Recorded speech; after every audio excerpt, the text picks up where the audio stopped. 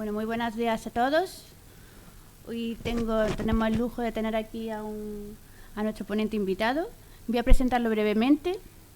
El doctor Javier Arias Díaz es catedrático de cirugía de la Universidad Complutense de Madrid y cirujano general y del aparato digestivo en el Hospital Clínico San Carlos. Durante varios años fue decano de la Facultad de Medicina de la Universidad Complutense de Madrid, impulsando la formación de nuevas generaciones de médicos. Además, entre 2009 y 2015 ejerció como subdirector del Instituto de Salud Carlos III y director del Banco Nacional de Líneas Celulares, donde trabajó en políticas de promoción de áreas clave de la investigación biomédica y en el análisis de las implicaciones éticas y legales, con especial atención a la terapia celular, la medicina regenerativa, la genética y los biobancos. Fue pionero en España en el uso de donantes en parada cardiorrecirculatoria como fuente de órganos para trasplante. Desde hace años forma parte de la delegación española en el Comité Director de Bioética del Consejo de Europa, participando en el debate internacional sobre los grandes retos éticos de la biomedicina. Bueno, pues podemos ver cómo su trayectoria combina de forma muy equilibrada la asistencia clínica, la investigación, la docencia universitaria y la gestión de la investigación biomédica y la bioética. Es un verdadero privilegio poder tenerle aquí hoy. Un verdadero privilegio. Muchísimas gracias. Muchísimas cuando gracias. usted quiera.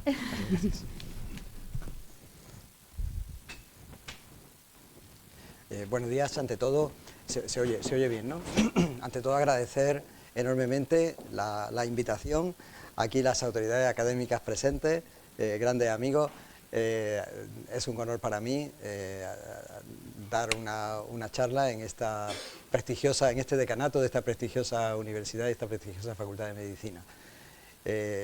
La Complutense y la Universidad de Sevilla somos hermanas en el sentido del tamaño, complejidad y bueno, yo creo que calidad de los egresados que salen de nuestras aulas. Voy a hablar de algunos aspectos de la terapia celular y de medicina regenerativa enfocados, se puede enfocar de muchas maneras. Voy a enfocarlo un poco inicialmente en el envejecimiento, en el rejuvenecimiento, ¿no? Desde tiempo inmemorial pues ha habido todo tipo de mitos, todo tipo de brebajes mágicos para intentar no envejecer, luchar contra el envejecimiento.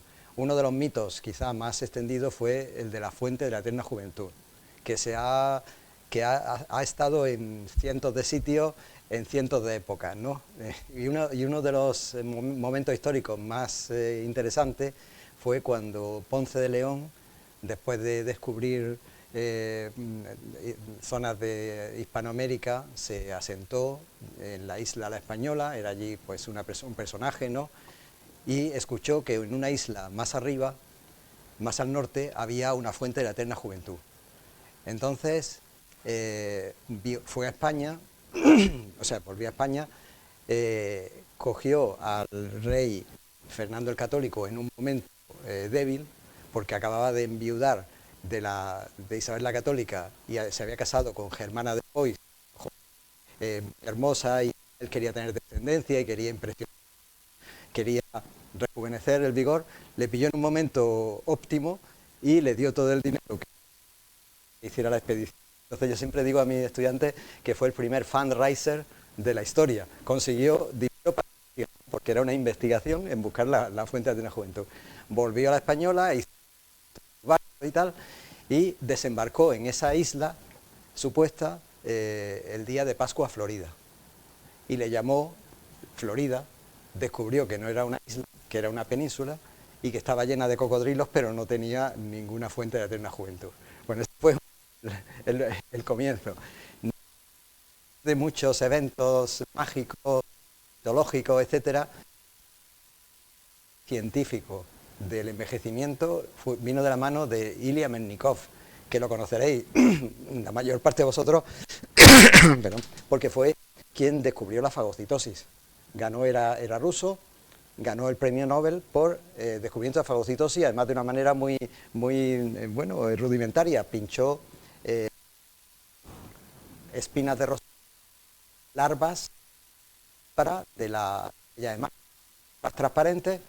Mirando al microscopio, pues vio que se acercaban a amebocitos, unas células que intentaban comerse la espina, claro, no podían, pero... Sí, entonces él, pues con eso puso los cimientos de la fagocitosis, ganó el premio Nobel, pero se empezó a hacer mayor, ¿no? Y le pasó lo que a muchísima gente importante y famosa y rica a lo largo de la historia, incluidos pues nuestros amigos Putin y Xi Jinping, ¿no? Que ya les pillaron en un micrófono abierto hace poco hablando de que tenían que mediante el trasplante y tal iban a vivir 150 años, ¿no? Bueno, pues a Ilya Mernikov le pasó lo mismo, lo que pasa que era era un científico, ¿no? Entonces, y él, de hecho, pues en sus manuscritos decía que él, la inteligencia humana, hablaba, hablaba de inteligencia humana, pero yo creo que hablaba de la suya, ¿no? Que era capaz de superar cualquier reto, ¿no? Y se puso a ello, se puso de manera científica, de manera sistemática. Entonces estudió muchos aspectos, pero uno de ellos fue lo que vivían los animales de distintas especies. Entonces vio que los herbívoros en general, que tenían intestino largo, vivían poco tiempo, en general. Las vacas viven 10-12 años, sin embargo los carnívoros en general vivían más tiempo y tenían intestino más corto. El ser humano omnívoro tenía un intestino intermedio. Él postuló que en el intestino se producían algunas sustancias tóxicas que eran las que de alguna manera aceleraban el envejecimiento. Y propuso, de una manera un poco radical para su época, las resecciones intestinales. Y claro, por muy premio Nobel, estaba en París, pero la gente de París pues no era tonta, por muy premio Nobel que fuera, no se dejaban cortar el intestino. Curiosamente, las resecciones intestinales que él proponía, hoy día se están haciendo para la obesidad, y se ha visto que no solamente curan la obesidad, sino que curan la inflamación sistémica, la diabetes tipo 2, etcétera, etcétera. O sea, que no dentro de la locura no era una locura tan extrema, ¿no? Como esto no tuvo éxito, siguió investigando y vio que había, a lo largo, en algunas zonas del mundo que viajó, en Bulgaria, en unas montañas de Bulgaria, había gente que era muy longeva. Entonces, viendo su estilo de vida, encontró que consumían una leche fermentada que no se conocía en aquel momento en Europa, que era el yogur. Al mismo tiempo, él había estudiado la flora de recién nacidos y de distintas edades. En la flora, fijaros que era el primer enfoque al microbioma, estudiar la flora fecal. Y él se dio cuenta, en general, que había unas bacterias que él llamaba, conjunto de bacterias que él llamaba saprofitas, fermentativas, y otro grupo de bacterias que él llamaba putrefactivas, ¿no? Pues y las llamaba, pues eso, bacterias patógenas, ¿no? Y los niños tenían una proporción muy alta de bacterias fermentativas frente a putrefactivas, y conforme avanzaba la edad, aumentaba la frecuencia relativa de bacterias putrefactivas, ¿no? Entonces, él pensaba que esas bacterias producían toxinas, que eran las causantes del envejecimiento, y propuso el consumir yogur probióticos para equilibrar la flora. Él propugnaba un estado ortobiótico y con eso, bueno, no rejuvenecía claramente, pero tampoco estaba tan descaminado, y de hecho fue otra vez otro pionero en el tema de la microbiota, hoy tan en boga, ¿no? A partir de Ilya Mernikov ha habido múltiples enfoques científicos para el tema del envejecimiento. Quizá el más interesante, el que ha tenido más repercusión, ha sido el de la terapia celular, medicina regenerativa, el uso de células troncales, que ahora veremos un poco los aspectos, ¿no? Todos, cuando doy un poco las clases en medicina en general, todo el mundo sabe ya lo que es la cicatrización y lo que es la regeneración, pero es importante incidir en un elemento importante, clave, ¿no? La cicatrización no es una restitutio ab integrum, es una, con perdón, una pequeña chapuza, ¿no? Se sustituye el tejido noble, parénquima, se sustituye por un tejido fibroso que es una cicatriz. Que sí, que viene bien, porque es rápido y sale del paso, pero no es lo ideal. Lo ideal es la regeneración, que sería la restitutio ab integrum, que es dejar las cosas como estaban. Pues bien, sabéis que conforme avanza en la filogenia las especies, pierden capacidad de regeneración. Las estrellas de mar, los animales de especies primitivas inferiores, pues tienen una gran capacidad de regeneración. Los seres humanos la han perdido en su mayor parte, y no solamente desde el punto de vista filogénico, sino también desde el punto de vista ontogénico, se va perdiendo con la capacidad de regeneración. De hecho, la máxima capacidad de regeneración sería el embrión humano, que incluso cuando se divide, se rompe, pues da lugar a dos gemelos homocigóticos, es la regeneración máxima. Sin embargo, conforme avanza la edad, pues ya se va perdiendo. Es muy importante un detalle, porque es el que abre la vía a todo lo que vamos a hablar después. La capacidad de regeneración está escrita en todas y cada una de nuestras células, está escrita en el ADN. Lo que pasa que, de alguna manera, a lo largo de la evolución, se ha primado el esconderla. Sabéis que en el libro este de la vida, que es el ADN, que son las instrucciones de la vida, pues se pueden grapar páginas, se pueden pegar páginas que no se pueden abrir. ¿Cómo? Mediante histonas, metilación, enrollamiento a ultranza. Entonces, las instrucciones para regenerar están ahí, en todas las células, lo que pasa es que están escondidas. ¿Por qué nos ha hecho esta jugada la naturaleza? Pues parece que, desde el punto de vista, claro, la naturaleza no piensa en el individuo, si se puede decir que piensa, sino piensa en la especie. Entonces, desde el punto de vista de la supervivencia, la ventaja reproductiva la han tenido aquellos seres que cicatrizan y no las que regeneran. Imaginemos nuestros antepasados en una tribu en que vivían de la caza, y además se tenían que estar peleando con las tribus vecinas continuamente, ¿no? Si las heridas con la caza, las heridas de guerra, las tenían que regenerar, pues se tenían que retirar a la tienda de campaña o a la cueva, y allí tenían que pasar tiempo a regenerar, ¿no? Sin embargo, la cicatrización pues son 7 días, en general. A los 7 días estaba de nuevo cazando y guerreando. Entonces, de alguna manera, probablemente con el tiempo la ventaja reproductiva ha sido para aquellos que cicatrizaban y no para los que regeneraban. Eso es una posible explicación, pero el hecho está ahí. Sin embargo, hay zonas que desde tiempo inmemorial se sabe que han mantenido la capacidad de regeneración, como es el hígado, ¿no? El mito de Prometeo, ¿no?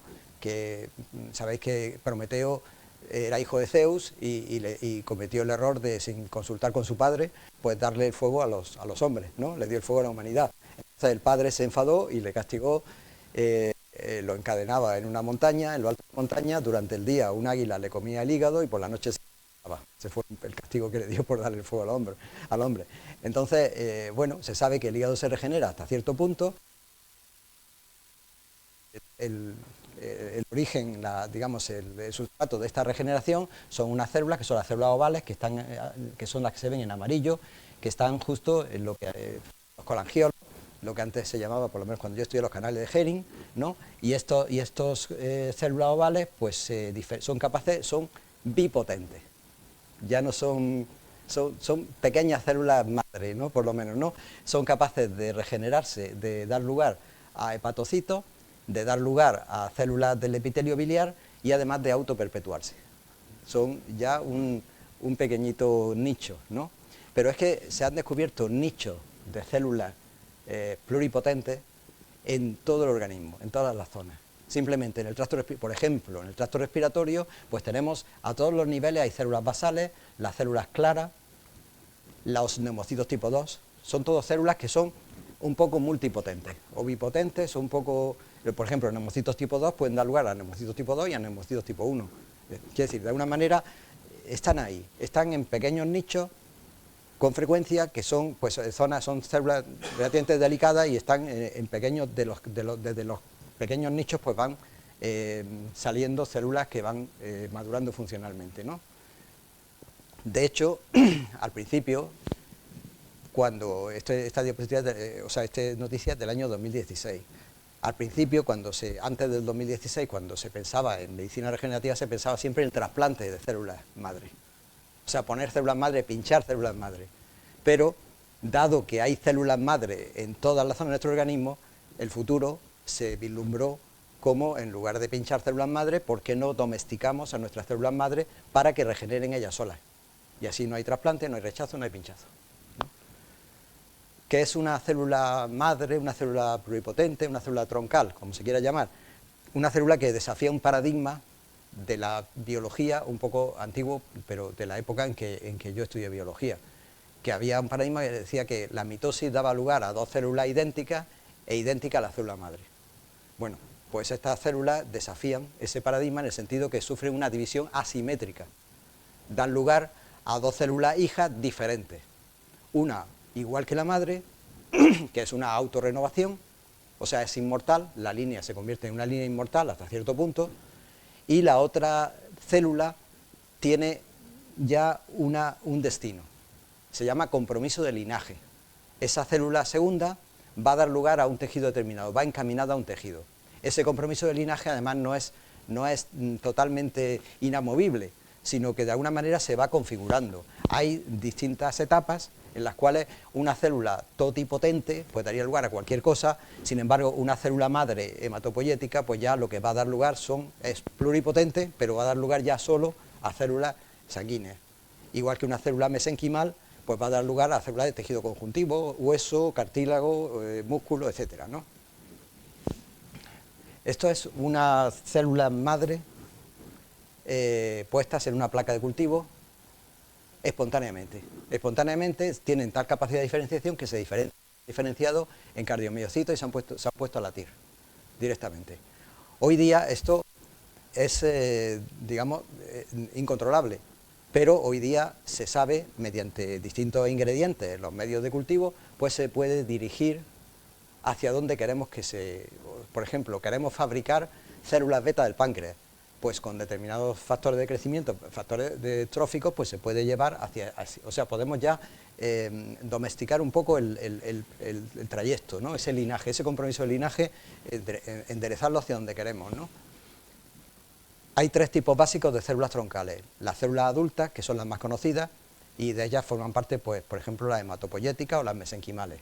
Son ampliamente conocidas. Luego están las embrionarias, que son derivadas de embriones, como su nombre indica, y las células IPS, que son más modernas, relativamente más modernas, que son células adultas, que de alguna manera se ha descubierto cómo desgrapar esas páginas que estaban grapadas del libro de instrucciones de la vida. Es decir, son células adultas en las cuales se ha abierto el libro y están ahí las instrucciones de regeneración y han aprendido a regenerarse. Han aprendido a ser células embrionarias. Han pasado de células adultas a células embrionarias y pueden dar lugar a cualquier cosa. Lo de las células adultas, bueno, no es nada nuevo, lleva muchísimo tiempo, pues el tema del trasplante de médula ósea, el trasplante de células del cordón, etcétera. Pongo un ejemplo para quien no esté muy familiarizado, de un trasplante de médula ósea, de células troncales hematopoyéticas. Una paciente con un cáncer extendido que requiere para matar las células cancerosas requiere gran quimio o gran radioterapia, se le radia, se le da quimioterapia a muerte, nunca mejor dicho, porque se muere, porque pierde la médula ósea y entonces sufre una anemia plástica y se muere. ¿Y cómo se hace? Pues lo que se hace es, de una donante sana que está preparada, que se ha visto compatible, pues una vez radiada y drogada con la quimioterapia, pues se le transfunde la médula ósea de la donante, con lo cual restituye la médula ósea y la paciente se cura del cáncer y se previene la anemia plástica, ¿no? Ese es el mecanismo. Se está utilizando en todos los hospitales desde tiempo, pues eso, ya hace muchísimos años, ¿no? Con un éxito razonable. El otro ejemplo típico pues es el uso de células mesenquimales en los deportistas que tienen gastado el cartílago por los excesos de entrenamiento, etcétera, pues se hace liposucción y de las células grasas se pueden aislar células madres mesenquimales, células mesenquimales que son pluripotentes, no son totipotentes porque ya están dirigidas pues a células de tejido conjuntivo, fibroblastos, condrocitos. Y el tema aquí es inyectarlo con la esperanza de que de alguna manera pues regeneren esos condrocitos. La evidencia científica es débil en general, pero se está haciendo de manera, a nivel de deportistas de élite se hace de manera sistemática y bueno, por lo menos no va mal, ¿no? Las células mesenquimales tienen unas características que les hacen muy interesantes. Recuerdo las células mesenquimales son las derivadas de la, bueno, de la grasa, de una liposucción, ¿no? Y desde el punto de vista son fáciles de obtener de las liposucciones, purificándolas, etcétera, y son capaces de, por supuesto, diferenciarse y regenerar, pero además son inmunomoduladores. Y además tienen la característica de que ellas solas, de alguna manera, buscan el foco de inflamatorio y tienden a migrar al foco inflamatorio. Eso es muy interesante, son como una especie de patrulla que puede patrullar, ver dónde hacen falta y allí echar una mano, ¿no? Eso sería un poco el símil, no es tan fácil, pero es el símil. Y eso hace que sean, por ejemplo, muy interesantes y que se hayan planteado numerosos ensayos, sobre todo animales, algunos clínicos, en infarto de miocardio, porque a lo mejor el catéter de la coronaria no llega hasta el foco exacto del infarto, pero puede soltar ahí las células mesenquimales y ellas solas, teóricamente, pues podrían migrar a la zona del infarto y allí esas células hacer lo que pasaba antes en la placa de Petri, ¿no? Ponerse a latir. Parece que lo que hacen es muy difuso. Algunas se rompen, pero liberan factores de crecimiento y parece que van bien. Otras parece que realmente se diferencian en cardiomiocitos y se ponen a latir. Y otras parece que lo que hace es fundirse su citoplasma con un sincitio, ¿no? Que es el músculo liso, y de alguna manera con eso pues ayudan, ¿no? Eso, claro, la evidencia, hacer un ensayo clínico como tal es muy difícil, porque no puedes coger a alguien con un infarto de miocardio y ponerle un placebo, obviamente, ¿no? Ni ponerle otra cosa, no puedes ponerle más que una cosa, puedes poner más que sus células mesenquimales, con lo cual la evidencia científica es difícil de montar, pero en animales al menos pues parece que hay bastante hecho, ¿no? Y bastante positivo. De hecho, estas células mesenquimales combatirían, de los 12 factores que se sabe que te han implicado en el envejecimiento, combatirían directamente 2 de ellos. Uno, la inflamación crónica, por su efecto inmunomodulador, y otro, el agotamiento de células madre, porque es una remesa de células madre, ¿no? Esto es una colonia de células madre embrionarias humanas. Y es una foto antigua. Y no lo digo porque esté en blanco y negro, sino por un motivo muy claro, que tiene una capa de células detrás que son fibroblastos de ratón. Cuando se aislaron las primeras colonias de células madre embrionarias humanas, no había medios de cultivo adecuados. Entonces son células delicadas que para que crezcan necesitan células nodrizas, como si dijéramos, y se utilizaban fibroblastos de ratón que les proporcionaban los sustratos que necesitaban para crecer, ¿no? Hoy día esto sería impensable, sobre todo si se piensa en un uso clínico, porque claro, cuando hay algo de uso clínico hay que quitar todo lo que sea animal, y aquí hay fibroblastos de ratón, pero incluso la seroalbúmina bovina, etcétera, se quita todo del procedimiento, del proceso, ¿no? Porque por el miedo de los retrovirus animales que puedan implantarse en un paciente inmunosuprimido, ¿no? En un trasplante, ¿no? En un implante de células halogénicas, ¿no? Entonces, este primer aislamiento vino de la mano de Thomson en el 95, aisló por primera vez células embrionarias de primate. No se quedó contento, ahí lo publicó, no se quedó contento y un poco después, en el 98, 3 años después, aisló células madre embrionarias humanas, de blastocitos humanos. Estas células las aisló de la masa celular interna, que es cuando hay una fecundación al quinto o sexto día, el ovocito, justo antes de implantarse, está en forma de blastocisto, una vesícula, ¿no? Con un polo, con una masa celular interna, que es de donde se sacan estas células. Aquí hay una foto, ¿no?, que se ve claramente la zona donde se sacan estas células. Esto, claro, implica que se destruye el embrión. Y eso pues generó en su día pues una gran respuesta mediática, ética, etcétera, ¿no? Porque se estaban destruyendo embriones humanos con fines de investigación, ¿no? Y claro, esto atenta contra uno de los principios básicos de la bioética, que es muy importante, de la no maleficencia, no dañar. ¿Y qué daño hay más superior a destruir, ¿no?, el potencial ser humano, ¿no? Y bueno, se barajaron en su día, pues hubo mucha polémica, se barajaron argumentos en contra y a favor, ¿no? En contra, bueno, se podían obtener células troncales de sitio alternativo, por ejemplo, embriones no viables, con incapacidad de división. Dentro de la fecundación in vitro se ve que algunos embriones pues no prosperan, ¿no? Pues uno de ellos, creación de artefactos biológicos, embriones a los que le falta el gen para formar, por ejemplo, el cerebro, ¿no? Serían fetos anencéfalos, por ejemplo, la partenogénesis, células embrióticas troncales que aparecen flotando en el líquido amniótico, etcétera. Esto no convenció a los investigadores porque si ya cualquier experimento hace falta hacer extrapolaciones, pues cuanto más se aleje de la realidad, pues más extrapolación, con lo cual menos cierto, o sea, menos seguro está de lo que está encontrando, ¿no? El otro argumento en contra de que pueden obtenerse sin causar daño al embrión, pues sí, en principio, yo no sé si esto a lo mejor se puede... No, a lo mejor sí. Los científicos pueden incluso escoger entre un plato de embriones para elegir el sexo o para identificar defectos genéticos y eliminarlos.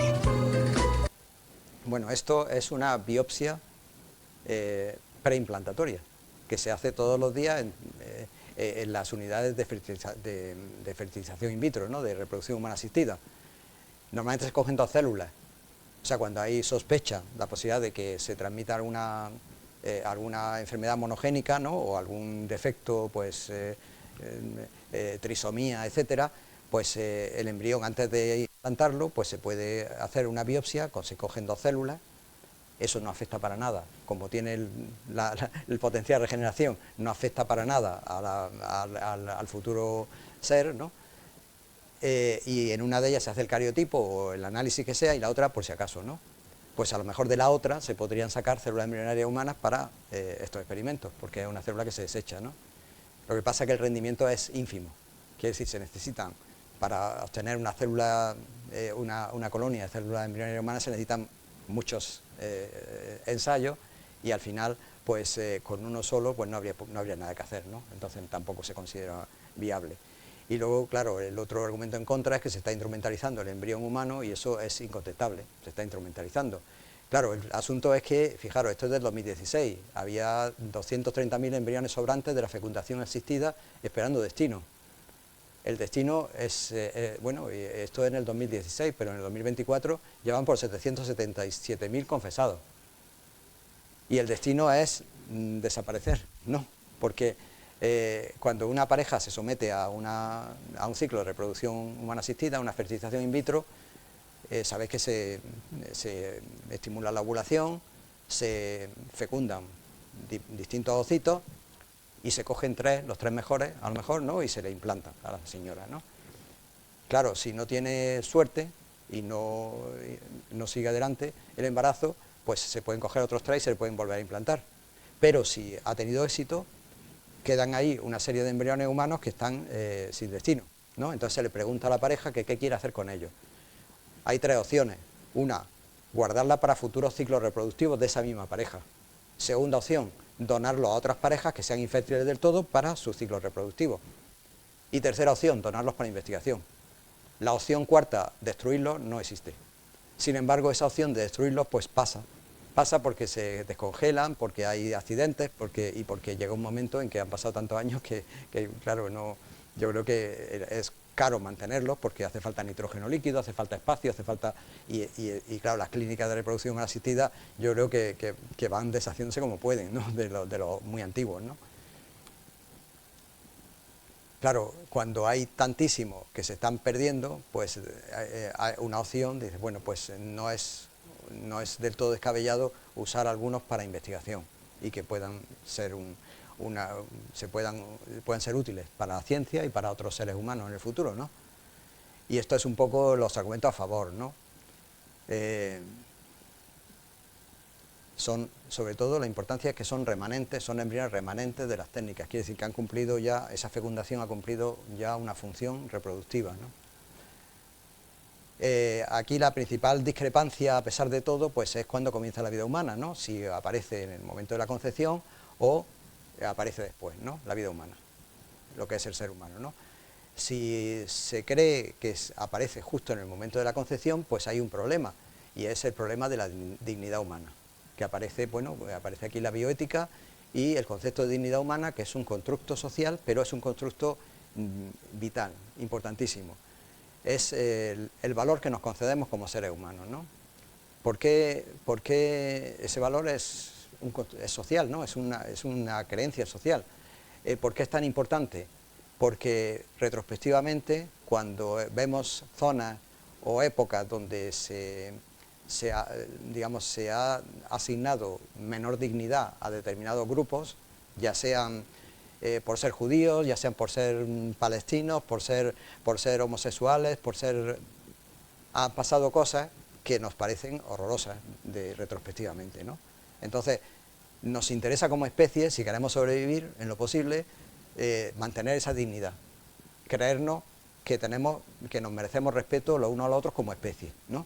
Esto tiene otras amenazas, ¿no? Tiene, por ejemplo, el hecho de que ya pues se le está asignando pues quizá casi tanto valor como tanta dignidad a los animales como a los humanos, e incluso a las estatuas, a los árboles, en fin, a los árboles milenarios, a la naturaleza. Llega un momento que si todo tiene dignidad, nada tiene dignidad, ¿no? Entonces conviene también tener, desde el punto de vista práctico, tener claro la escala, ¿no? Que a veces se confunde. Yo siempre digo de broma y no es broma. Hoy día es mucho más fácil experimentar con niños que con monos. Y eso lo saben, los que habéis hecho algo de investigación sabéis perfectamente. O sea, investigar con niños es relativamente fácil.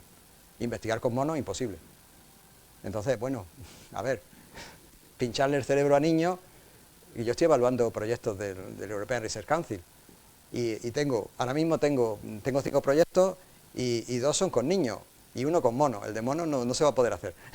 Y los 2 de niños, que les ponen electrodos en el cerebro y que les someten a 7 teslas de resonancia magnética, etcétera, que luego vomitan los niños y tal, pues eso sí se van a poder hacer. Entonces, quiere decir que no es broma, que eso es literal, ¿no? Pero bueno, eso es anecdótico. El otro enfoque es que la vida humana no empieza como tal del todo, al menos, hasta más adelante, ¿no? Y aquí pues están los enfoques las 2 tendencias filosóficas y los 2 enfoques que ha aceptado el Tribunal Constitucional en España, ¿no? Y que por eso nos permite pues este tipo de investigación.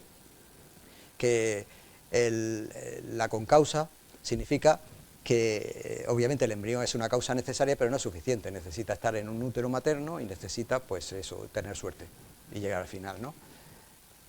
La adquisición progresiva del valor y por tanto la exigencia de protección pues también es otro elemento que es intuitivo cuando pensamos en otras cosas. Por ejemplo, pensemos en un árbol milenario. En la Complutense hay árboles, pues eso, de centenarios, tal, que si alguien dijera, si el rector viene y dice que hay que talarlo, pues los estudiantes se encadenarían. Imposible talar el árbol, ¿no? Y eso ha pasado, ¿no? Que se encadenan al árbol y ponen carteles para alrededor, no se puede. Sin embargo, ese árbol era una semilla en su día, ¿no? Y esa semilla, pues a lo mejor uno de los estudiantes que se encadena, pues resulta que la hubiese pisado y ni se da cuenta. Porque la semilla, sin el terreno adecuado y sin el tiempo, no es nada. Y luego esa misma semilla, cuando ha tenido suerte, ha caído en tierra húmeda y ha crecido, al principio es un arbusto. Pues a lo mejor uno de esos estudiantes pues está pasando y pisa el arbusto y lo dobla y lo rompe. Uy, y qué pena, ¿no? Pero no le da importancia. Quiere decir que es intuitivo el tema este.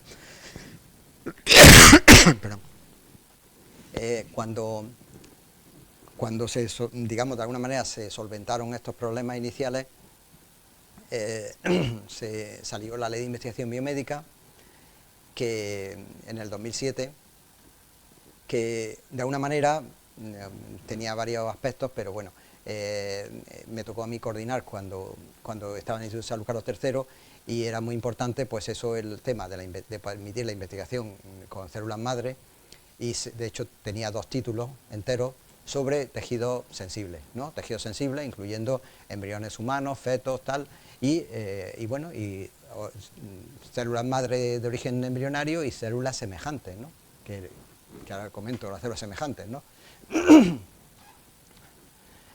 La ley permitía investigar con tejido embrionario y fetal humano, nunca con fetos vivos en el útero, nunca interrumpir el embarazo para investigación, y además pues no conflicto de intereses. El equipo médico que hace, no puede ser que, uy, que me falta un embrión para la tesis, para mi tesis, tal, pues un aborto, ni puedes participar en el aborto, no puede haber ningún conflicto de intereses, no puede decirle al médico que va a practicar el aborto, bueno, te pongo en el trabajo si me das el feto, en fin, estas cosas que pasan en el mundo de la investigación, ¿no? Pues eso lo prohíbe de alguna manera, pues precisamente para evitar cualquier tipo de exceso en ese sentido. Prohíbe la generación de preembriones o embriones humanos con fines exclusivos de investigación.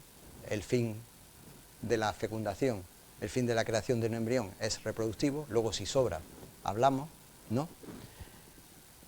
Pero fijaros, aquí crea un concepto preembriones o embriones. Esto no es un concepto biológico, no existen los preembriones, existen los embriones, los fetos. Los preembriones es un concepto legal. ¿Por qué? Porque de alguna manera el encaje en la legislación europea exigía que los embriones no pueden ser objeto de investigación, ¿no? Sin embargo, si tú creas artefactos diferentes a embriones, pues sí que pueden ser objeto de investigación. Entonces, legalmente se optó por preembriones, ¿no? Y de hecho, se permite investigar con preembriones supernumerarios remanentes de las técnicas de reproducción humana asistida. Y bueno, concepción gradualista, que esto es la concausa y la adquisición progresiva de valor del Tribunal Constitucional, ¿no? Esta frase tiene mucha amiga, ¿no? Porque, fijaros, es remanente de las técnicas de reproducción humana asistida. O sea, tienen que ser los que sobran, nunca crear embriones para investigar. Y luego embriones, preembriones, no embriones. Entonces, ¿qué es un embrión? Pues cuando se encuentra en el útero de una mujer, básicamente. La concausa. ¿Qué es un preembrión? Cuando se constituye in vitro, nunca se pone en el útero de una mujer, nunca hay concausa, y no solamente eso, sino que en la adquisición de valor se ha puesto un límite, que es el día 14, un límite un poco artificial, pero el día 14 es cuando se empieza a identificar ya la cuerda neural, y cuando empieza a parecerse algo, pues ya a un mamífero, ¿no? Un embrión de un mamífero.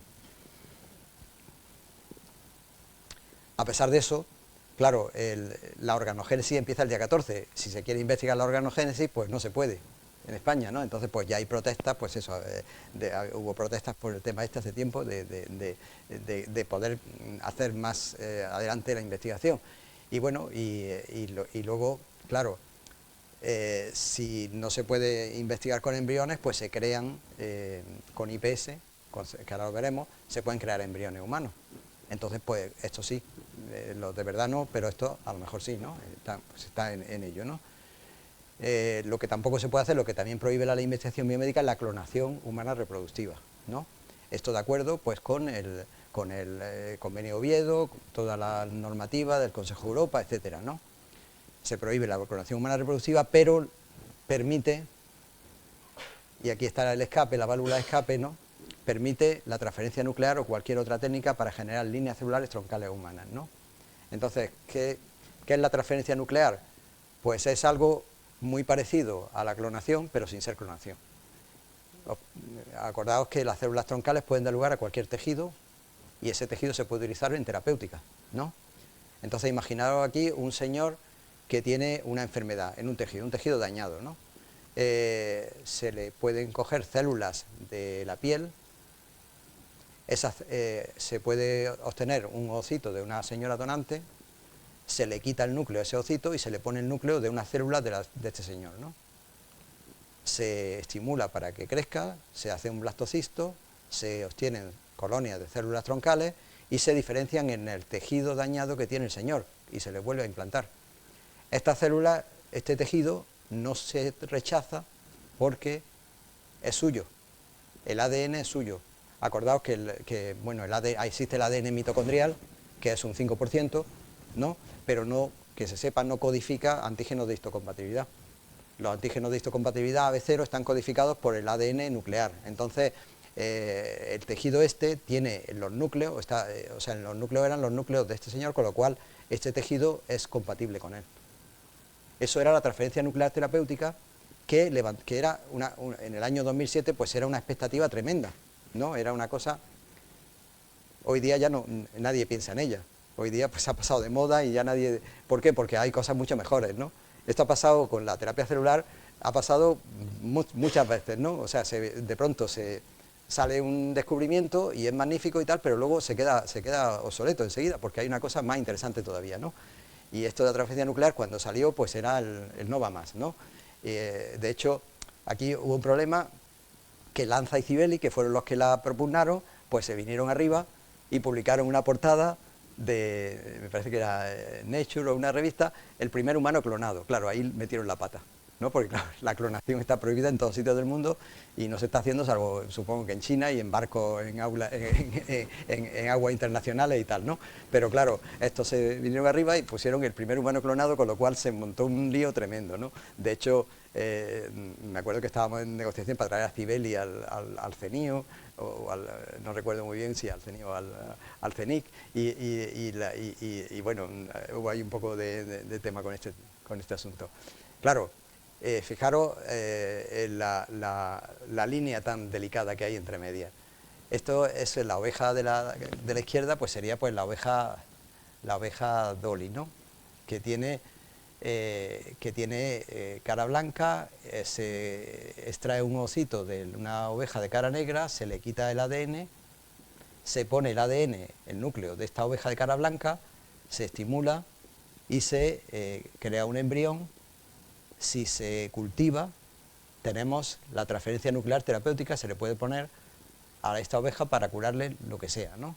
Si se implanta en una madre de alquiler, da lugar a una clonación. ¿De cuál? De esta, la oveja Dolly. Entonces, la diferencia entre la transferencia nuclear terapéutica y la clonación reproductiva es solamente que haya una madre en quien implantarla. Por lo demás es idéntico. Por eso pusieron el titular, el primer humano clonado. Pero claro, hacía falta el detallito este de la señora, de dónde implantarla. En el humano sería igual. Esto sería transferencia nuclear terapéutica y esto sería una clonación. Este paciente, este niño, pues sería idéntico al donante de ADN. Idéntico salvo el ADN mitocondrial, ¿no? Porque las mitocondrial las pone, que no es cosa menor, porque el ADN mitocondrial está muy implicado, sabéis lo de las enfermedades mitocondriales, ¿no? Siempre, pues, si tienen sordera, retraso mental, etcétera, quiere decir que está muy implicado en la producción de energía, y la energía, pues el cerebro necesita mucha, ¿no? Entonces, bueno, sí, que no es cosa, pero bueno, que por lo demás, pues se podría considerar un cierto clon, ¿no? De hecho, se han clonado todas las especies en las que se ha intentado, ¿no? Algunas ha costado mucho, ¿no? En algunas ha costado, pues eso, un montón o sea, el rendimiento es ínfimo, ¿no? Se necesitan cientos de pruebas para obtener un solo clon, pero se logra, ¿no? En el humano probablemente no se ha logrado todavía, o si se ha logrado será en un barco o en algún sitio, pero bueno, no hay por qué pensar que no se puede lograr. Y esto, pues bueno, en mascotas ya se hace de rutina, salvo pues eso, a lo mejor hay estafas al respecto, pero sí que hay algunas que sí que se clonan fácil y se han clonado pues monos, ¿no? ¿Problema ético de la clonación? Pues lo mismo un poco que decíamos antes. Si la dignidad de una persona, pues se puede entender, pero si hay muchas personas idénticas, pues si falta una, pues tampoco pasa tanto, ¿no? Entonces la dignidad disminuye automáticamente. Imaginaos un cuadro de un pintor famoso que sea imposible distinguir de las copias. Pues todos tendríamos un original en el comedor, ¿no? ¿Y quién sabría quién era? No, uno podría decir, yo tengo el original, y dice, ¿cómo lo sabemos? Entonces, ese es el problema, que se desvaloriza. Esto es imposible, en la práctica esto es imposible, por muchos motivos, ¿no? Por supuesto, con la clonación, con el método de clonación menos, porque encima las mitocondrias son de otra persona, ¿no? Pero incluso si fuesen idénticos, la madre en la que se implantan tiene mucho que decir. Existe el diálogo materno-fetal, materno-embrionario, desde el principio. Existe quimerismo cruzado. La madre dice, no, es que es la misma madre, sí, pero la madre escuchó distinta música, comió comida diferente, tenía distinta edad y el embrión sale totalmente diferente. De hecho, los gemelos homocigóticos, que es la misma madre en la misma época, pues también son diferentes, tienen su personalidad. Bueno, esto es un poco el motivo por el cual la clonación humana de verdad, obtener clones verdaderos es imposible. Y bueno, es muy interesante el tema también del quimerismo este. Resulta que la madre cede células al embrión, pero embrión feto y el feto a la madre, ¿no? Y se han encontrado, de hecho es interesante que se han encontrado en madres que han tenido hijos varones, XY, células XY, que lo único que pueden proceder es del embrión, del feto. Y se han encontrado en el cerebro, encima. O sea, quiere decir, ¿cómo han atravesado la barrera hematocefálica? Ni idea. ¿Qué hacen en el cerebro? Pues claro, la gente que hace, los antropólogos que estudian este tema dicen, claro, en otras especies animales siempre cualquier retoño intenta monopolizar el cuidado frente a los demás retoños, ¿no? Y entonces a lo mejor resulta que es que está incidiendo en la madre para que proteja más a ese hijo que a los demás, ¿no? Para siempre la supervivencia, ¿no?, del individuo. Entonces, bueno, en cualquier caso, esto ocurre e incluso cuando se han hecho experimentos de intentar lograr clones idénticos de verdad en cosas tan simples como los peces cebra, tampoco se ha logrado. Existe una deriva estocástica que incluso peces cebra en idénticas condiciones, genéticamente idénticos, criados juntos, empiezan a derivar y se van separando mediante distintos cambios estocásticos que van acumulándose, ¿no? Entonces, bueno, ya digo, es imposible. Cuando crearon la oveja Dolly, salió en las noticias y tal. Yo estaba en el Carlos III en aquel momento y me consideraba muy listo, y la gente con la que yo trabajaba también nos consideraba muy listos, y dijimos, bueno, esto, el ADN de los nuestros, y sobre todo el mío, que soy mayor, ¿no? Pero está lleno de daño, ¿no? Cicatrices. ¿Por qué? Porque hay carcinógenos ambientales, humo, rayos cósmicos, las radiografías que nos han hecho, está destrozado el ADN. Claro, la ventaja es que es mucho y se repara y se apaña, ¿no? Hay duplicación, hay redundancia, tal, bien, nos apañamos y sobrevivimos hasta cierto punto. Entonces dice, bueno, si coges un ADN adulto, sucio, y lo implantas en un embrión, en un ovocito nuevo, el clon va a partir de mala manera, ¿no? Va a estar... Y entonces, pues bueno, la oveja Dolly se le puso, era un clon de una oveja de 5 años y vivió 6 años. Las ovejas viven 9 años. Ya cuando pasó, pues qué listos éramos, que ya lo decíamos nosotros, ¿no? Y además murió de enfermedad degenerativa, con artrosis, una artrosis tremenda y otras degeneraciones, con lo cual, bah, esto es el ADN viejo y tal. Bueno, pues metimos la pata tremendamente, porque las siguientes ovejas Dolly, ninguna han alcanzado la misma edad que las normales, y todas las clones que se han hecho con otros animales alcanzan la edad original. Nadie sabe cómo ni por qué, no se sabe, ni idea. Pero de alguna manera la hipótesis es que en el ovocito existe algún mecanismo mágico, imposible de discernir, que repara el ADN y lo deja nuevo, o hace otra cosa que no sabemos. El asunto es que viven, aunque el clon sea de una persona de 80 años, el clon tendría la misma esperanza de vida, a pesar de que se parte de un ADN tremendamente estropeado, que de hecho, bueno, un poco es lo que ponía, un catálogo de cicatrices del ADN, que son muchísimas, imposible de crear el catálogo. Y esto empieza ya a ser inquietante, ¿no? Porque resulta que cuando se hacen experimentos de parabiosis, pues las ratas viejas, o ratones viejos, a los que se le hace parabiosis con un ratón joven, pues rejuvenecen, ¿no? O sea que no solamente el ovocito, también la sangre de gente joven, pues tiene algo que rejuvenece a las personas mayores. Y quien dice la sangre, pues también dice el líquido cefalorraquídeo, que mejora el Alzheimer y tal, cuando es de personas jóvenes. Y esto es un poco inquietante, ¿no? Porque dice, bueno, de alguna manera, pues hay películas de ciencia ficción, ¿no?, donde se habla, pues, de eso, de un señor muy anciano y tal, muy rico, que tiene una granja de niños a los que le va sacando sangre y le van poniendo sangre, pues, para mantenerse joven. Pues bueno, no está tan alejado, ese futuro distópico no estaría tan alejado de la realidad biológica, ¿no? Bueno, cuando se planteó la ley de investigación biomédica, ahora un poco volvemos a eso, cuando se planteó la ley de investigación biomédica, claro, estaba el equilibrio que siempre hay que mantener de libertad de investigación, poder investigar y al mismo tiempo respetar en lo posible los valores éticos, ¿no? Entonces, claro, ¿se puede investigar con embriones humanos? Sí, pero no de cualquier manera, ¿no? Es la idea. Tiene que ser un proyecto que valga la pena y tiene que utilizarse el mínimo número de embriones posibles, ¿no? Unas restricciones que solamente, pues, de alguna manera podían hacerse realidad cuando en vez de los comités, además de los comités locales de ética, pues había un comité nacional de ética que era la Comisión de Garantía sobre la donación y utilización de células y tejidos humanos, ¿no? Que se crea a nivel, la ley de investigación biomédica la crea a nivel estatal, de tal manera que todos los proyectos que quieran derivar células troncales de embriones humanos, que quieran destruir embriones o similar, tienen que pasar por esta comisión para ver si merece la pena, ¿no? Como si dijéramos. Y además se creó el Banco Nacional de Líneas Celulares simultáneamente. ¿Con qué objeto? Para que cuando alguien derivara células embrionarias humanas, otro investigador que quiera esas células no tenga que destruir otro embrión, sino que pueda obtenerlas del banco de manera gratuita. Entonces, la ley obliga, este banco era un banco en red, ¿no? Estaba el Carlos III como nodo central, pero había en Granada el Banco Andaluz, en Valencia, en Barcelona, incluso el Biobank, pero que se vino más tarde. De alguna manera, la ley obligaba a que cualquiera, como son células inmortales, ¿no?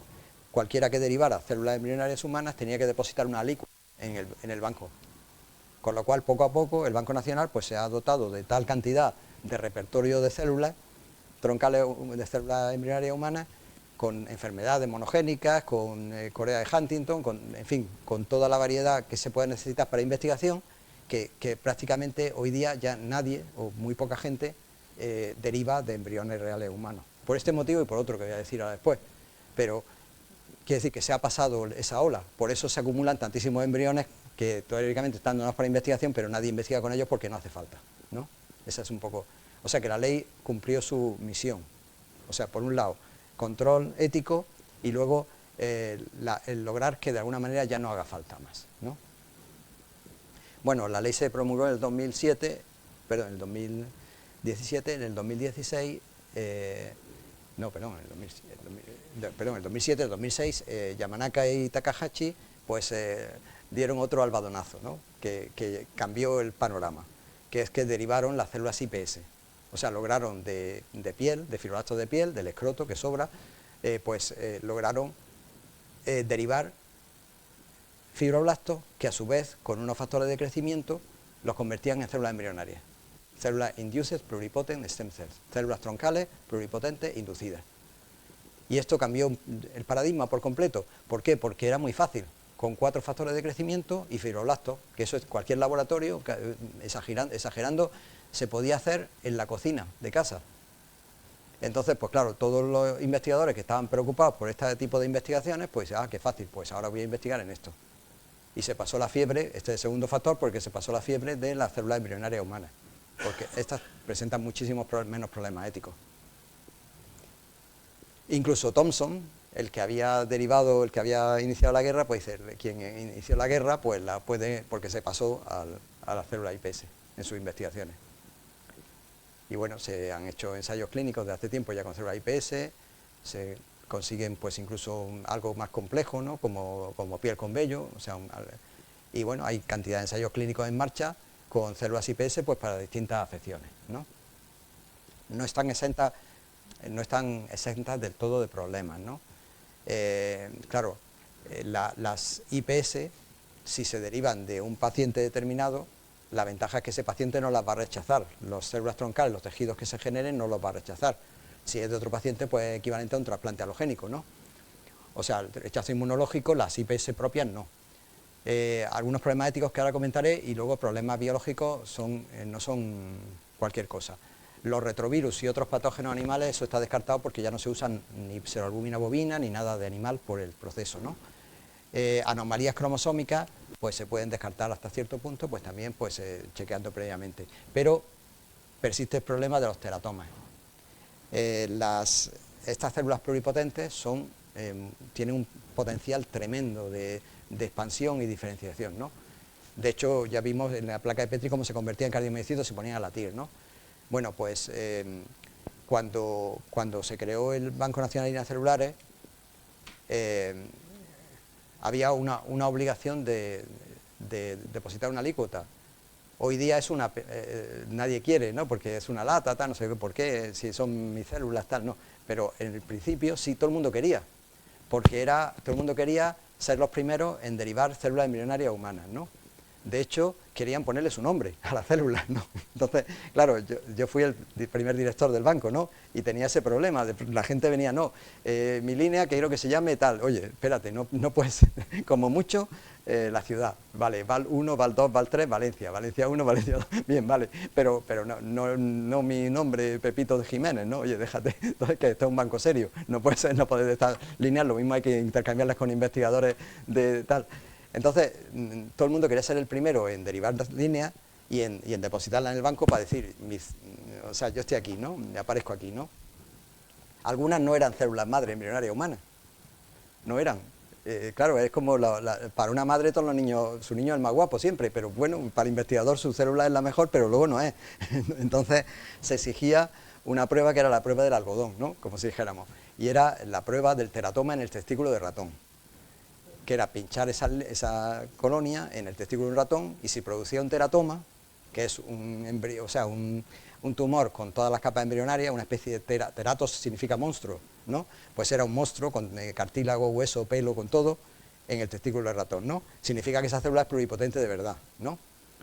Y entonces pasa al banco. ¿Por qué en el testículo del ratón? No es sadismo. Es que el testículo, junto con la cámara anterior del ojo y el cerebro, son lugares inmunoprivilegiados, son lugares donde no se rechaza. Entonces, claro, si lo ponía en el ratón en otro sitio, pues se rechazaba y no daba lugar al teratoma. En el testículo crecía. Entonces, lo digo por eso. Pero es que eso es un problema, porque si son células tan pluripotentes y queremos usarlas en terapéutica, les puede producir el mismo tumor para el ser humano en el que se ponga que va a estar inmunosuprimido a lo mejor. Claro, dice, no hay problema porque las diferenciamos in vitro. O sea, no vamos a poner células IPS, vamos a poner células beta, por ejemplo, para una diabetes, células beta derivadas de IPS. Y dice, claro, pero olvida una cosa, y es que en la naturaleza no existe el 100%, es una curva de Gauss. Dice, tú diferencias al 99,999%, pero quedarán algunas que no se han diferenciado. Igual que cuando tratas a una cepa sensible de gérmenes con un antibiótico, matas al 99, pero a algunos se hace resistente y ya genera pues, resistencia, pues igual. Y eso es el problema, por lo cual los ensayos que se han ido realizando casi siempre son en lugares accesibles. Son típicos los de piel, los de la cámara de ojo, lugares donde si crece el tumor, pues se pueden enuclear, ¿no? Quiere decir que es un tumor, es un problema que persiste con este tipo de terapias, ¿no? Es un poco lo que evidencio aquí. De hecho, pues ha habido mucho fraude con este tema. Este es un ejemplo de un niño israelí, ¿no? Que tenía una ataxia telangiectasia e hizo varios viajes a un país de estos de la órbita soviética, donde la legislación era más laxa y le ponían células madre embrionarias humanas para tratar la ataxia telangiectasia. Bueno, pues cada vez que le pusieron células, pues hizo un tumor. Y además hizo varios tumores cerebrales y cada uno era o sea, no fallaron. Cada vez que le pusieron células hicieron un tumor diferente porque se trazaba clonalmente con las células que le habían puesto, el tumor, ¿no? La agencia española ya en su día pues dio el aviso, ¿no? Porque había, pues eso, se hacían colectas, no sé si aquí en Sevilla o en Málaga pues había colectas, me acuerdo de colectas que había pues un centro alemán que se llamaba X Center, y una niña que había que pagar el X Center en Alemania, y era un fraude absoluto, pero en Alemania, que no era en un país de la órbita soviética, esto en Alemania un fraude absoluto. Y de hecho ponían en la página web, era tan evidente el fraude que ponían en la página web publicaciones propias y eran publicaciones de otros equipos con los nombres cambiados. O sea, era totalmente, y bueno, la gente seguía yendo allí. Y bueno, no sé lo que pasaría, por eso dijimos, vamos, eso fue de nuestra oficina, pues fue una comunicación, oye, hay que avisar de esto porque está pasando algo grave, ¿no? Esto de hacer la IPS, pues abre un horizonte tremendo de posibilidades. Fijaos en el lado derecho, el paciente, pues se le obtienen células de piel, o sea, de una biopsia se obtienen fibroblastos, se hacen células iPS con los 4 factores de Yamanaka. Si tiene una enfermedad monogénica, ese gen se puede, con el cortapega se puede reparar. En el sujeto no, pero en unas cuantas células sí. Y entonces se le pueden poner las células reparadas y el paciente se le cura la enfermedad monogénica. O por lo menos, si es una enfermedad de estas que necesita una enzima, pues ya se la aportan, ¿no? Con lo cual, solucionado. Pero es que lo que las compañías farmacéuticas están como locas es por la otra vía, y es la famosa medicina personalizada de precisión, ¿no? Si al paciente de estas células IPS las diferenciamos en las células que están enfermas y se prueban fármacos, se puede lograr encontrar el mejor fármaco que le va a hacer efecto una vez puesto en el paciente. En vez de probar en el paciente, se prueba en lotes de células suyas el mejor fármaco el que se le pone. Entonces sería la verdadera medicina personalizada de precisión, ¿no? Como si dijéramos. Y por eso las compañías farmacéuticas están muy interesadas en este tema, porque sería una manera de decir, bueno, los fármacos que no se venden demasiado porque tienen un efecto solamente en el 20% de pacientes, pues lograrías que fuera al 100%. No solo eso, sino que se pueden crear organoides, organitos in vitro, ¿no? Y esto ya, pues entramos en una nueva etapa, porque, bueno, desde el punto de vista de probar fármacos, muy bien, mejor, porque ya no son en células, sino son en pequeños órganos similares a los del paciente. Yo tengo mis riñoncitos donde prueban medicamentos y el que venga bien me lo van a poner a mí para los riñones buenos, y así, pues claro, se crea también cerebro, y ya empezamos con problemas también éticos, porque se crean cerebros y no solo cerebros, sino que además crecen ojos, y cuando se le ponen el electrodo se ve que los ojos tienen visión y en fin, empezamos con un problema también de otra manera, ¿no? Porque claro, es muy difícil pensar que esto pudiera tener algún tipo de dignidad o sentimiento o lo que sea, pero también tiene conexiones eléctricas y son claro, estas células IPS también son capaces de crear ratones vivos y crear, mediante complementación tetraploide y tal, crear un clon más perfecto que el otro, que el típico, que la oveja Dolly, porque aquí no hay ovocito materno, aquí no hay ADN mitocondrial, el ADN es todo suyo. Claro, hablan, pues eso, que de alguna manera, pues este tipo de embriones sintéticos, pues podrían usarse, pues para los estudios estos de organogénesis, ¿no? Se crean embriones humanos para estudiar, embrioides humanos para estudiar la fase inicial de desarrollo, y aquí se entra en otro uso de este tipo de línea muy interesante, que sería el tema del trasplante normal, ¿no? Si tú logras, esto lo ha trabajado sobre todo Ispizúa, sobre todo pues en China y en Murcia, en la Universidad Católica de Murcia, a un embrión de cerdo, tú le quitas los genes que generan el páncreas, genes necesarios para el páncreas, y le añades células troncales embrionarias humanas, el embrión de cerdo se desarrolla y es cerdo entero menos el páncreas, que es humano. ¿Por qué? Porque el cerdo no podía, el embrión de cerdo no podía hacer páncreas. El páncreas tiene que ser por narices del donante, de humano. Claro, y eso es un poco lo que se ha visto, ¿no?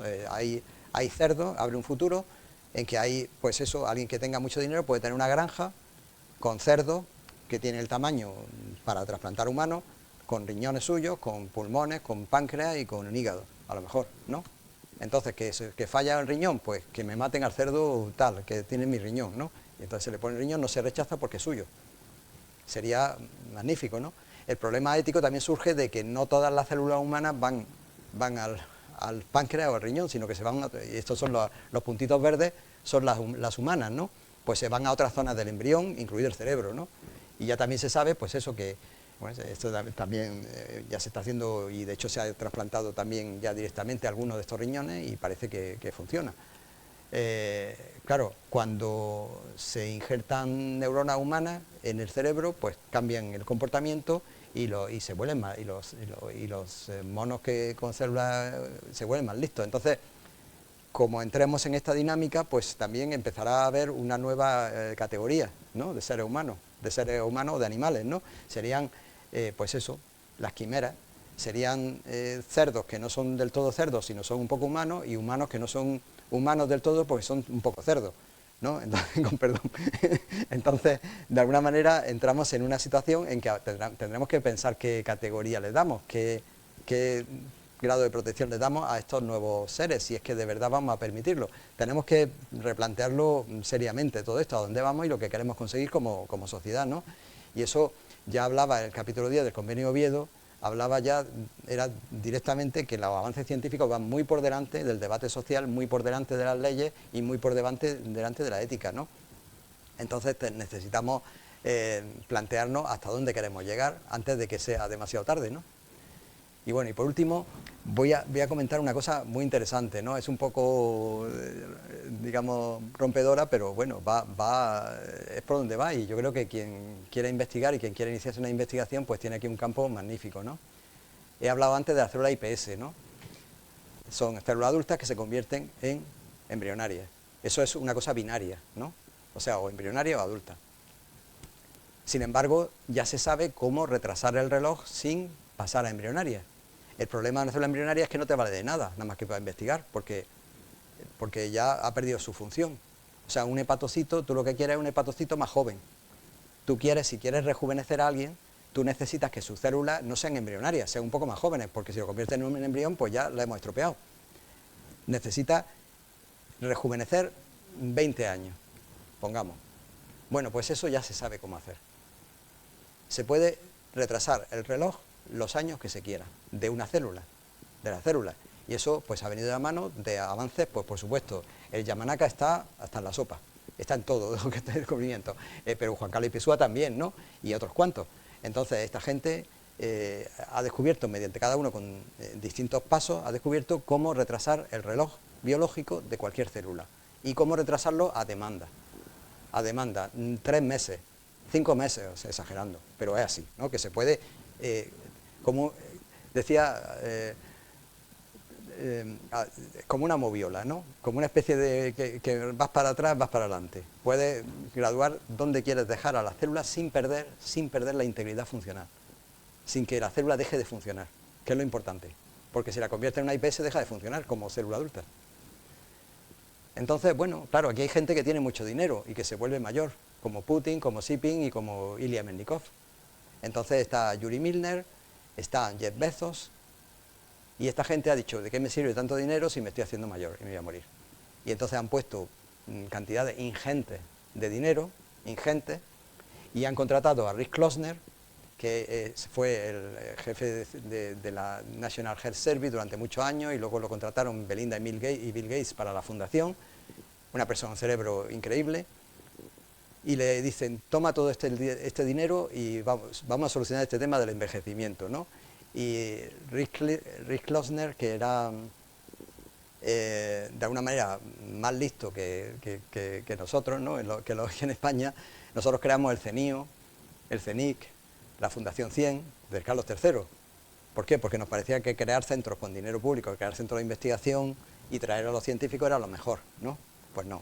Este dice, no, esto no, claro, nosotros descubrimos que nos habíamos equivocado a posteriori y ahora están saliendo lo del CENIO, ¿no? Pero bueno, que tiene mucho, porque te quieres traer a un investigador, a Cibeli, por ejemplo, y tiene que venir con la mujer, con los niños, y tienes que buscarle el trabajo a él, a él en el CENIO, a la mujer, a los niños al colegio, dónde vivir, en fin, que es una locura, ¿no? Traerte un investigador de fuera es una locura.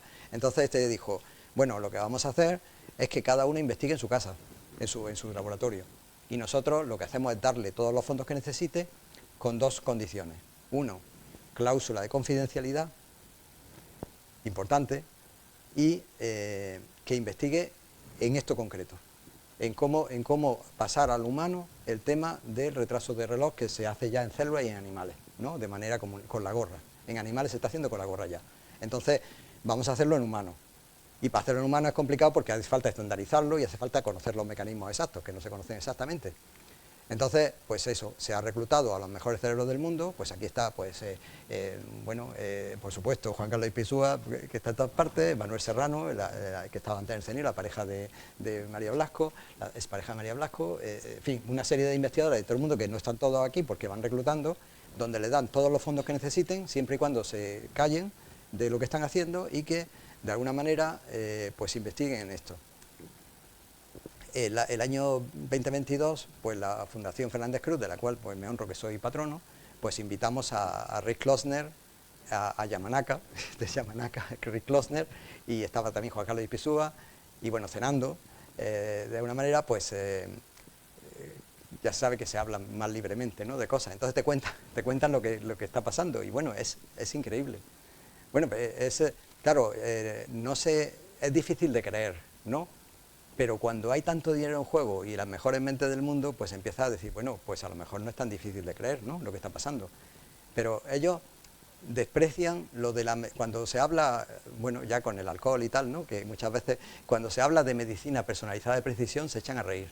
Dicen que eso es una tontería, que eso no sirve para nada. Ellos buscan una medicina universal, algo que ellos comparan la enfermedad con el envejecimiento, y reprogramando células quitan la enfermedad y quitan el envejecimiento.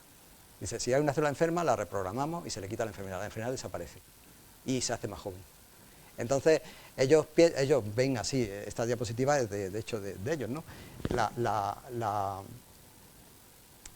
Cualquier agresión es un estrés, ¿no?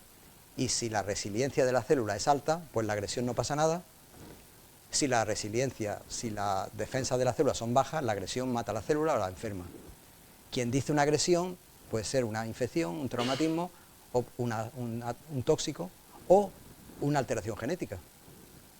Hay enfermedades genéticas que tienen los genes totalmente alterados, pero la penetrancia es relativa, es pequeña. Es decir, ¿cómo es posible que tenga los genes así, sin embargo no manifiesta la enfermedad?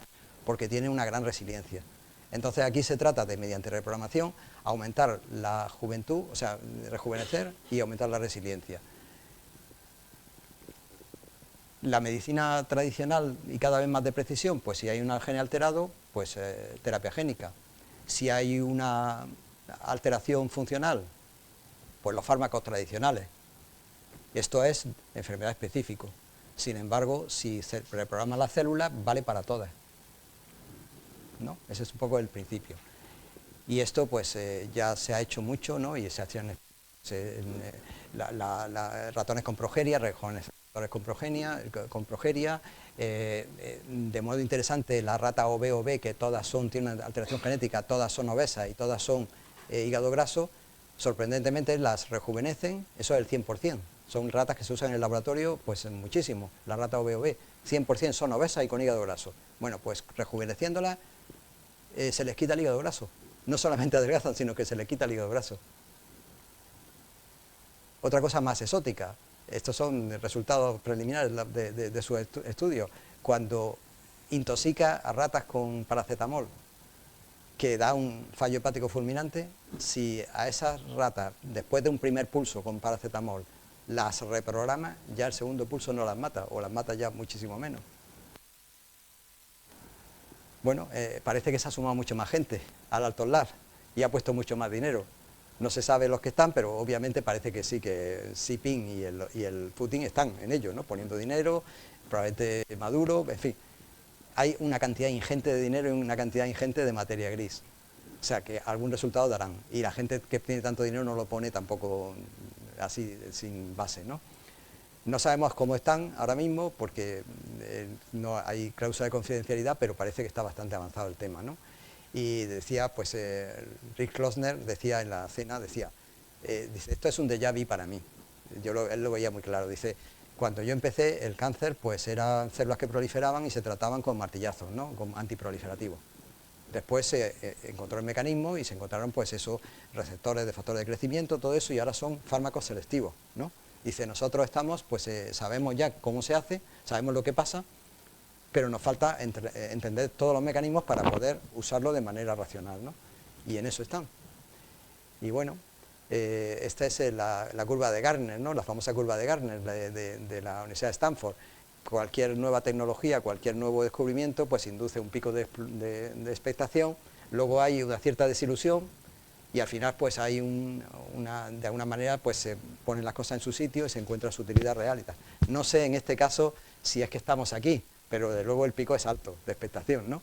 Y bueno, para terminar, ya que no podemos de momento añadir vida a los años, pues al menos añadamos alegría a los que tenemos.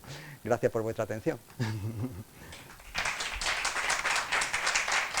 Pues nada, ¿Queréis comentar algo? ¿Queréis preguntar algo? He ido un poco deprisa, pero es que es un campo tan amplio que no sé si... Ay, perdón. Espera.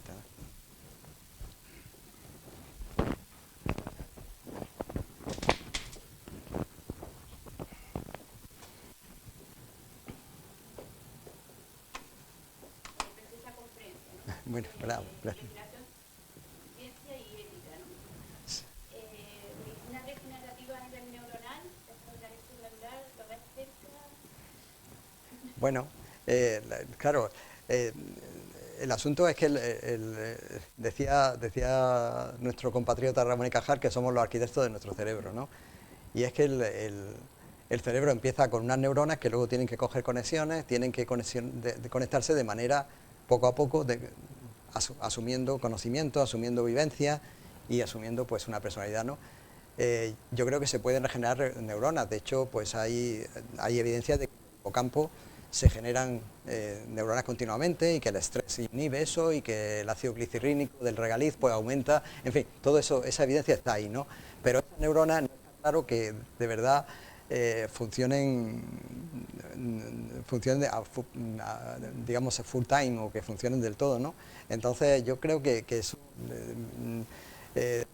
no es tan sencillo regenerar el cerebro como que esas neuronas sean adultas en el sentido de conectarse con otras y no sé, pero bueno, que será posible en su día.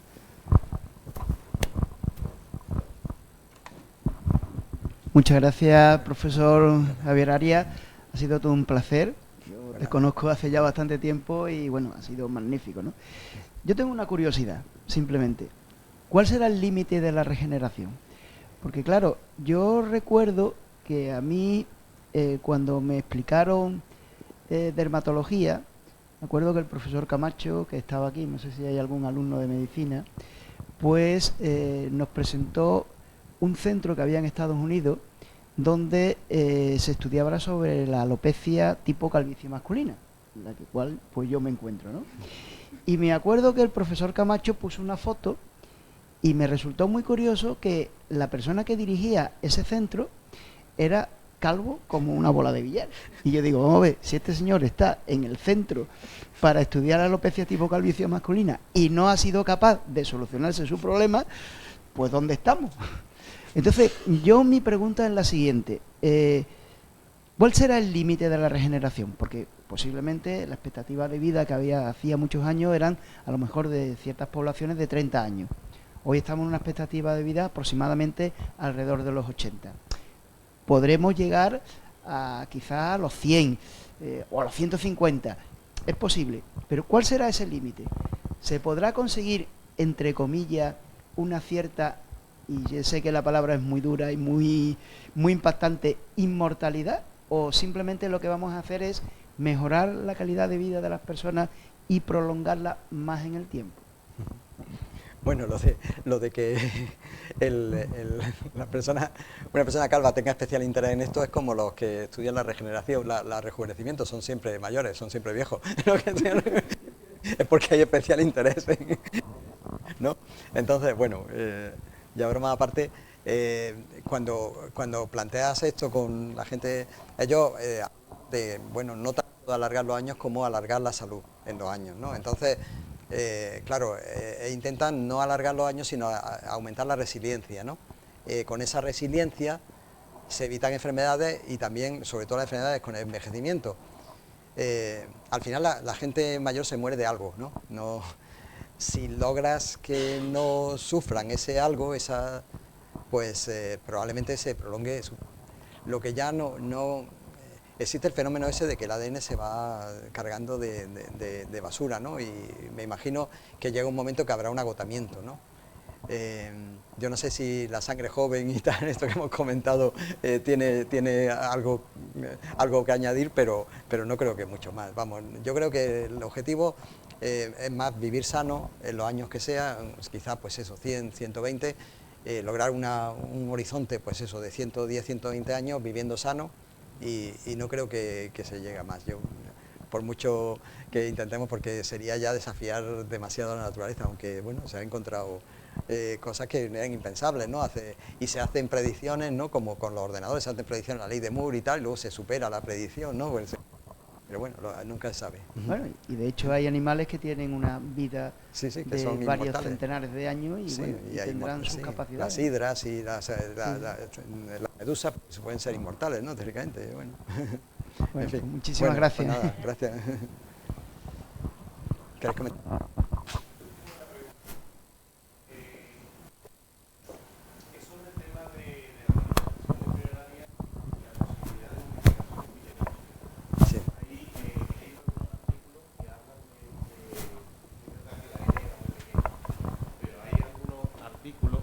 Que hablan de un aumento de la probabilidad de tener enfermedades epigenéticas en, digamos, niños que han nacido de un embrión manipulado, básicamente las técnicas reproductivas. Y no sé, quería saber qué sabía del tema o qué opinión tiene sobre ese tema. No noticia al respecto. Lo que se publica, al menos, es que no hay cambios, ¿no? El hecho, pues, embriones vitrificados, que siempre dice, bueno, la vitrificación ya que había, que la congelación... opción.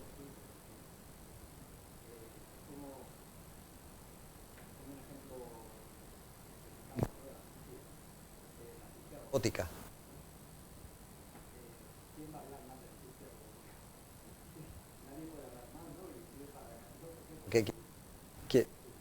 Es que va a decir que quien lo que está haciendo está mal, ¿no? Y que pues algo puede pasar así. Los que publican sobre reproducción, sobre fertilización in vitro son los que la hacen, porque quien no la hace no publica, y si publica le dicen tú qué sabes, ¿no? Entonces, claro, no son entornos donde predomina también la parte privada o la parte de prestigio, y tampoco se tiran piedras contra su tejado. Entonces hay que tomarlo con precaución, eso, que cuando dicen que podría haber algo de daño, porque claro, alguna manipulación hay y bueno, algún cambio, la biología es así, ¿no? De algún cambio se introduce. Cuando se introduce un cambio en el sistema hay una repercusión, ¿no? A lo mejor positiva o negativa, pero seguro que la hay. O sea que bueno, no sé, no sé si está evidenciado por escrito. Sí, es que hablando con distintos profesionales y demás, sobre todo en profesionales pediatras especializados en el neurodesarrollo, siempre te dejan entrever que hay una mayor incidencia de problemas del neurodesarrollo en niños, una procedencia, digamos, de este tipo de técnicas. Sí.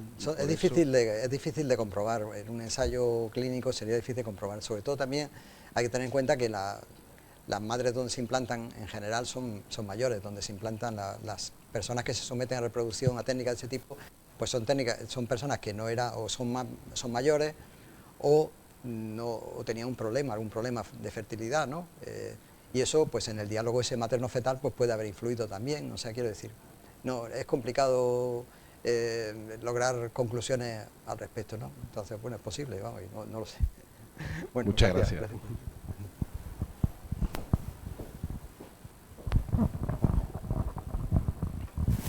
Hola, mire, yo tenía también una duda que igual es un fallo en el concepto, pero cuando ha mencionado la regeneración de los órganos, estaríamos hablando de que a la persona se le pone el órgano y ese órgano se mantiene ya lo que le queda de vida como célula madre totipotente o multipotente o lo que sea, o solo se rejuvenece 20 años y es 20 años más joven pero sigue envejeciendo con el tiempo.